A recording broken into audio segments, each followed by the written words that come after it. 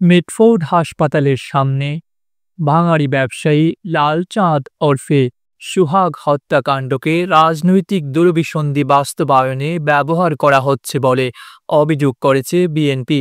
সোমবার ১৪ জুলাই রাজধানীর গুলশানে চেয়ারপারসনের রাজনৈতিক কার্যালয়ে বিএনপি স্থায়ী কমিটির এক সংবাদ সম্মেলনে লিখিত বক্তব্যে এ অভিযোগ করেন দলটির মহাসচিব মির্জা ফখরুল ইসলাম আলমগীর। লিখিত বক্তব্যে বিএনপি মহাসচিব বলেন, কুমিল্লার মুরাদনগরে সংগঠিত ৩টি নৃশংস হত্যাকাণ্ড, কুমিল্লার মসজিদের ইমাম হত্যা, খুলনায় যুবদল নেতা মাহবুব মোল্লাকে হত্যা ও রক কাটা, এমন হত্যাকাণ্ডের ক্ষেত্রে সকলে প্রতিবাদী কণ্ঠস্বর সমমানের ছিল কিনা সে প্রশ্নও তোলা যেতে পারে। পরিকল্পিতভাবে দেশে অস্থিতিশীল পরিস্থিতি সৃষ্টির জন্য মিটফোর্ডের হত্যাকাণ্ডকে রাজনৈতিক দুরভিসন্ধি বাস্তবায়নে ব্যবহার করা হচ্ছে বলে মনে করার যথেষ্ট কারণ রয়েছে। তিনি বলেন, হত্যাকাণ্ডের দ্রুত বিচার ও দৃষ্টান্তমূলক শাস্তি দ্রুত কার্যকর করার বিষয়ে আমাদের দলীয় অবস্থান সুদৃঢ় ও অপরিবর্তিত। নৃশংস এই হত্যাকাণ্ডের অন্তর্নিহিত কারণ অনুসন্ধানের জন্য আমরা উপযুক্ত ব্যক্তিবর্গের সমন্বয়ে একটি তদন্ত ও তত্ত্বানুসন্ধানী কমিটি গঠনের সিদ্ধান্ত নিয়েছি, যারা প্রকৃত সত্য উদ্ঘাটন করবেন এবং তা জনসমক্ষে প্রকাশ করবেন। কিন্তু এ বিষয় নিয়ে যারা রাজনৈতিক পরিবেশ নষ্ট এবং জাতীয় নির্বাচনকে বাধাগ্রস্ত ও অনিশ্চিত করতে চান এবং প্রকারান্তরে ফ্যাসিবাদ উত্থানের পথ কারা সৃষ্টি করতে চান, তাদেরকে চিহ্নিত করা ও প্রতিহত করার প্রত্যয় একই সঙ্গে উচ্চারণ করতে চায়। মির্জা ফখরুল বলেন, একটি বিবেকবান রাজনৈতিক দল হিসেবে সাম্প্রতিককালে রাজধানী ঢাকার মিটফোর্ড এলাকায় সংগঠিত লালচাঁদ সোহাগ হত্যাকাণ্ডে বিএনপি তীব্র নিন্দা, প্রতিবাদ ও দৃষ্টান্তমূলক শাস্তি দাবি করেছে। এই হত্যাকাণ্ডে প্রত্যক্ষ সংশ্লিষ্টতা বা উপস্থিতির প্রমাণ না থাকা সত্ত্বেও ঘটনার সঙ্গে জড়িত বলে যাদের নামে থানায় অভিযোগ দায়ের করা হয়েছে, তাদের বিরুদ্ধে দলীয় শৃঙ্খলার আলোকে আজীবন বহিষ্কারের মতো সর্বোচ্চ সাংগঠনিক ব্যবস্থা গ্রহণ করা হয়েছে। তিনি বলেন, নিহতের পরিবারের পক্ষ থেকে ইতোমধ্যে মামলার এজাহারের অসঙ্গতি প্রসঙ্গে বক্তব্য দেওয়া হয়েছে। তাদের বক্তব্য থেকে জানা যায় যে তাদের উল্লিখিত ৩ জন অপরাধীর নামের স্থলে এমন ৩ জনের নাম সংযুক্ত করা হয় যাদের বিরুদ্ধে তাদের কোনো অভিযোগ নেই। দুঃখজনক হলেও সত্য, নৃশংসতার মাধ্যমে এই হত্যাকাণ্ডে সরাসরি অংশগ্রহণকারীদের এ পর্যন্ত গ্রেপ্তার তো দূরে থাক, আইন প্রয়োগকারী সংস্থা এখনও তাদের নাম পরিচয় পর্যন্ত উদ্ঘাটনে সক্ষম হয়নি। এছাড়াও আমরা বর্তমান সরকারের কাছে এই হত্যাকাণ্ডে সরাসরি অংশ নেওয়া ব্যক্তিদের গ্রেপ্তার এবং দ্রুত বিচারের পদক্ষেপ গ্রহণের জন্য দাবি জানিয়েছি। মির্জা ফখরুল বলেন, দৃঢ় দলীয় অবস্থান থাকা সত্ত্বেও একটি চিহ্নিত মহল পরিকল্পিতভাবে আমাদের দল এবং শীর্ষ নেতৃত্বের শালীনতা ও চরিত্র হরণের দুঃসাহস প্রদর্শন করতে সার্বিক বিবেচনায় আমাদের বেশ কয়েকটি বিষয় গুরুত্বের সঙ্গে অনুধাবন করা প্রয়োজনীয় বলে মনে করছি, কারণ বিষয়গুলো জনমনে বেশ কিছু প্রশ্নের জন্ম দিয়েছে।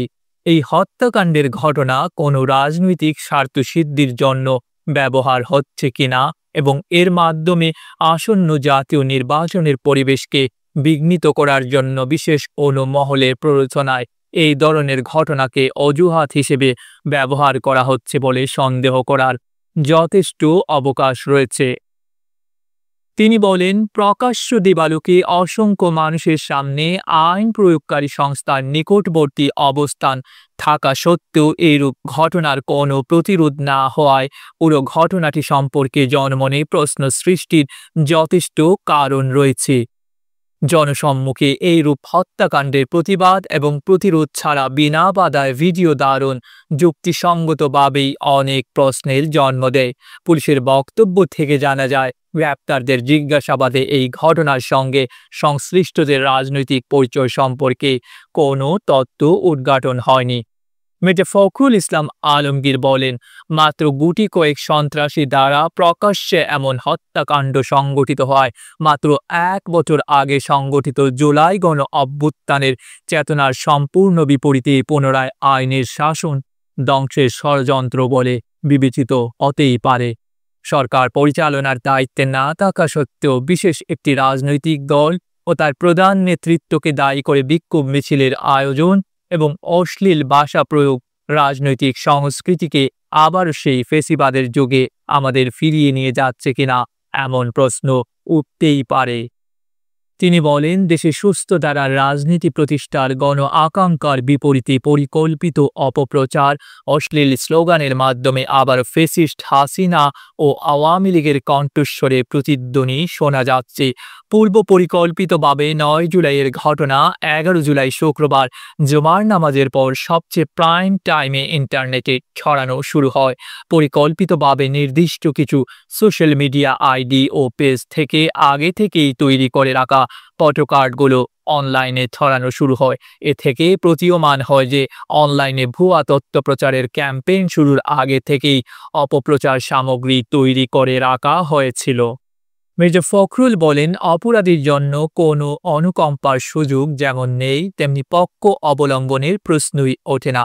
শুধুমাত্র অভিযোগের ভিত্তিতে দলীয় পদ থেকে অপসারণের এমন দৃষ্টান্তমূলক পদক্ষেপকে স্বাগত না জানিয়ে পরিকল্পিতভাবে চরিত্র হনন দেশের গণতান্ত্রিক অভিযাত্রাকে প্রশ্নবিদ্ধ করে। ক্ষতিগ্রস্ত পরিবারের পাশে দাঁড়ানো এবং তাদের আইনি সহায়তা প্রদানের অঙ্গীকার থেকে আমাদের বিচ্যুত হওয়ার সুযোগ নেই। নিহত সুহাগের রাজনৈতিক পরিচয় গুরুত্বপূর্ণ নয়, বরং তিনি দেশের একজন নাগরিক যিনি সন্ত্রাসের নির্মম শিকার। ফলে তার পরিবারের সঙ্গে আমরাও এই অপকর্মের দৃষ্টান্তমূলক শাস্তি দাবি করি। মির্জা ফখরুল বলেন, বিএনপির অবস্থান বরাবরের মতো স্পষ্ট। অপরাধীর কোনো দলীয় পরিচয় থাকতে পারে না। ব্যক্তির অপরাধের সঙ্গে দলের কোনো সম্পর্ক নেই। আমরা কুণ্ঠিত হই যখন লক্ষ্য করি বিকৃত রুচির এই বিকারগ্রস্ত গোষ্ঠী তাদের অশ্লীল কদর্য মানসিকতা কোমলমতি শিশু কিশোরদের কণ্ঠে প্রতিধ্বনিত করিয়ে আমাদের আগামী প্রজন্মের মূল্যবোধ ধ্বংস করতে, শুধুমাত্র তাদের কুৎসিত ষড়যন্ত্র বাস্তবায়ন করতে। ফখরুল বলেন, শত বাধা অতিক্রম করে জনগণকে সঙ্গে নিয়ে বাংলাদেশের মালিকানা বাংলাদেশের মানুষের কাছে ফেরত দেওয়াই আমাদের একমাত্র অগ্রাধিকার। বিগত ১৭ বছরের দীর্ঘ সংগ্রামে আমাদের কষ্টার্জিত সফলতা ব্যর্থ করার সুযোগ নেই।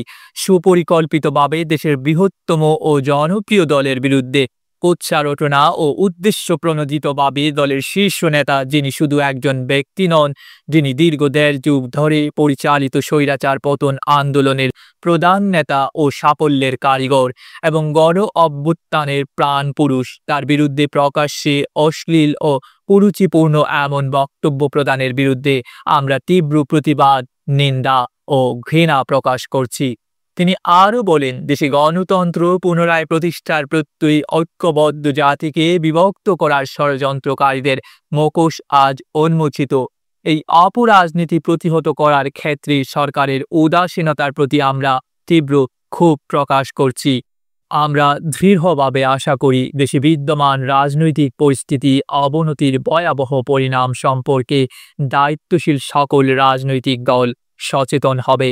রাজনৈতিক শিষ্টাচার বহির্ভূত এ জাতীয় কর্মকাণ্ডের মাধ্যমে গণতন্ত্রে উত্তরণের পথ বাধাগ্রস্ত হলে তার দায় সংশ্লিষ্টদেরই বহন করতে হবে। মির্জা ফখরুল বলেন, আমরা গভীর শঙ্কার সঙ্গে লক্ষ্য করছি, সুপরিকল্পিতভাবে এই অশ্লীল কুরুচিপূর্ণ আক্রমণের লক্ষ্যবস্তু হচ্ছে এদেশের স্বাধীনতা, মুক্তিযুদ্ধ, সার্বভৌমত্ব ও গণতন্ত্রের সমর্থক রাজনৈতিক দল ও তার শীর্ষ নেতৃত্ব। গুটি কয়েক রাজনৈতিক ষড়যন্ত্রকারীর অপচেষ্টায় বাংলাদেশ ব্যর্থ হতে পারে না। যে তারুণ্য ফেসিবাদের পতনে আমাদের সঙ্গে অগ্রসৈনিক ছিল, আজ দেশের প্রয়োজনে তাদের সঙ্গে আমাদের সকলের ঐক্যবদ্ধ চেষ্টা যে কোনো মূল্যে বাংলাদেশের স্বাধীনতা ও সার্বভৌমত্ব রক্ষা করবে। ঐক্যবদ্ধ বাংলাদেশে ষড়যন্ত্রকারীদের কোনো অপচেষ্টাই আমাদের লক্ষ্য অর্জনের পথে বাধা হতে পারবে না। তিনি বলেন, সংঘাত সৃষ্টির পর পরিকল্পিত ফাঁদে পা না দিয়ে ফেসিবাদ বিরোধী জাতীয় ঐক্যকে বিনষ্ট করার যে কোনো ষড়যন্ত্র রুখে দিতে হবে। ফেসিবাদের অনুপ্রবেশের যে কোনো ঘৃণ্য ষড়যন্ত্র আমরা এই বাংলাদেশে বাস্তবায়িত হতে দেব না।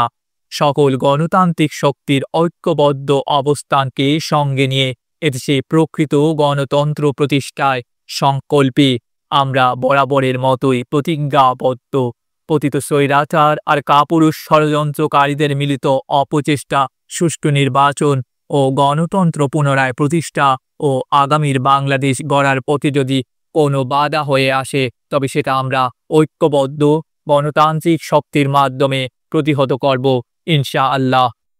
সংবাদ সম্মেলনে বিএনপির স্থায়ী কমিটির সদস্য ডক্টর খন্দকার মোশাররফ হোসেন, মির্জা আব্বাস, কোয়েশ্বরচন্দ্র রায়, ডক্টর আব্দুল মঈন খান, সালাউদ্দিন আহমেদ, বেগম সেলিমা রহমান, ইকবাল হাসান মাহমুদ টুকু, মেজর অবসরপ্রাপ্ত হাফিজ উদ্দিন আহমেদ, অধ্যাপক ডাক্তার AJM জাহিদ হোসেন উপস্থিত ছিলেন। ডেস্ক রিপোর্ট, আধুনিক কাগজ।